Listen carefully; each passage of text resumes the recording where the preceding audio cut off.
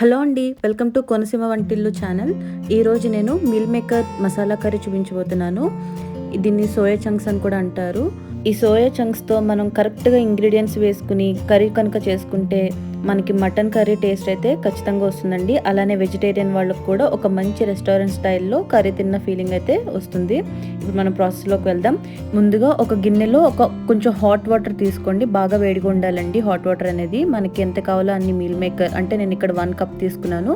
ఆ హాట్ వాటర్లో వేసి ఒక 10 నిమిషాలలో ఉంచాలండి. ఒక 10 నిమిషాల తర్వాత బాగా ఇలా నానతాయి అనమాట.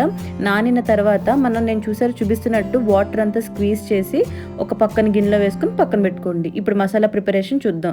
ఒక మిక్సీ జార్లో ఒక 6 చిన్న అల్లం ముక్కలు, అలానే 4 వెల్లుల్లి, 1 స్పూన్ కొబ్బరి, 1 స్పూన్ జీడిపప్పు, అలానే 2 దాల్చిన చెక్కలు చిన్నవి అండి. అలానే ఒక 6 వరకు లవంగాలు, 3 ఇలాచీలు వేసుకుని, అలానే కొన్ని ధనియాలు అంటే 1 స్పూన్ వరకు వేసుకోండి సరిపోతుంది.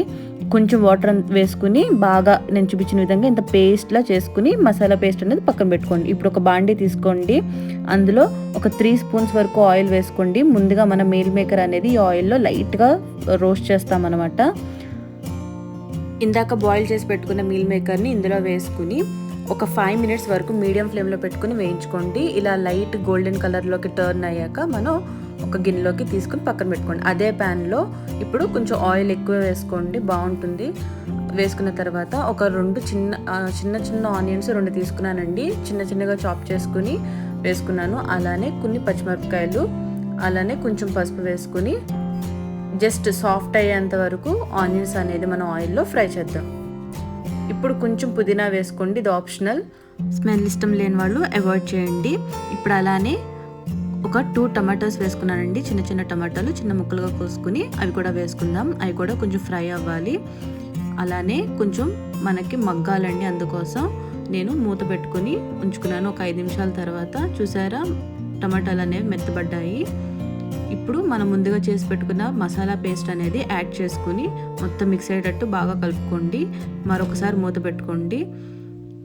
ఈ మసాలా అనేది బాగా ఫ్రై అవ్వాలండి. అప్పుడు మనకి మంచి టేస్ట్ వస్తుంది. చూసారా ఆయిల్ అనేది కొంచెం పైకి వచ్చింది. ఈ టైంలో ఒక 1/2 స్పూన్ వరకు గరం మసాలా, అలానే 1 టేబుల్ స్పూన్ కారం, అలానే కొంచెం తగినంత ఉప్పు వేసుకుని మరొకసారి బాగా కలుపుకొని ఈ మసాలా పేస్ట్లో మొత్తం కలవాలండి. ఇప్పుడు మరొకసారి మూత పెట్టుకుని లో ఫ్లేమ్లో ఒక 5 మినిట్స్ అలా ఉంచండి. మసాలా అంతా బాగా ఫ్రై అయ్యి ఆయిల్ అనేది ఇలా ఈ విధంగా పైకి వస్తుంది. సో ఇప్పుడు ముందుగా మనం బాయిల్ చేసి పెట్టుకున్నాం కదండి, బాయిల్ చేసుకుని ఫ్రై చేసుకుని పెట్టుకున్నాం కదా మీల్ మేకర్ అనేది ఇందులో యాడ్ చేసేయండి. మొత్తం కలుపుకున్న తర్వాత ఇందులో కొంచెం తగినంత వాటర్ వేద్దాం. నేను ఇక్కడ 1 కప్ వరకు వాటర్ వేసానండి. మీకు ఇంకా గ్రేవీ బాగా లూజ్గా కావాలనుకుంటే కనుక మీరు ఇంకొంచెం వాటర్ యాడ్ చేసుకోవచ్చు. తిగ్గా కావాలనుకున్న వాళ్ళు 1 కప్ యాడ్ చేసుకోండి సరిపోతుంది. మరొకసారి లిడ్ క్లోజ్ చేసుకుని లో ఫ్లేమ్లో 10 మినిట్స్ వరకు ఉడికించుకోండి.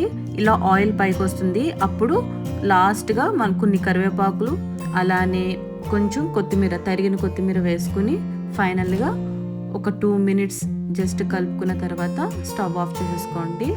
ఈ కర్రీ చాలా టేస్టీగా ఉంటుందండి. పూరీలో కానీ, చపాతీలో కానీ, అలానే బగారా రైస్లో కానీ, నార్మల్ రైస్లో కానీ అన్నిట్లోకి చాలా టేస్టీగా ఉంటుంది. ఖచ్చితంగా మీరు కూడా ట్రై చేయండి. నా వీడియోస్ నచ్చినట్టయితే please subscribe to my channel. Thanks for watching.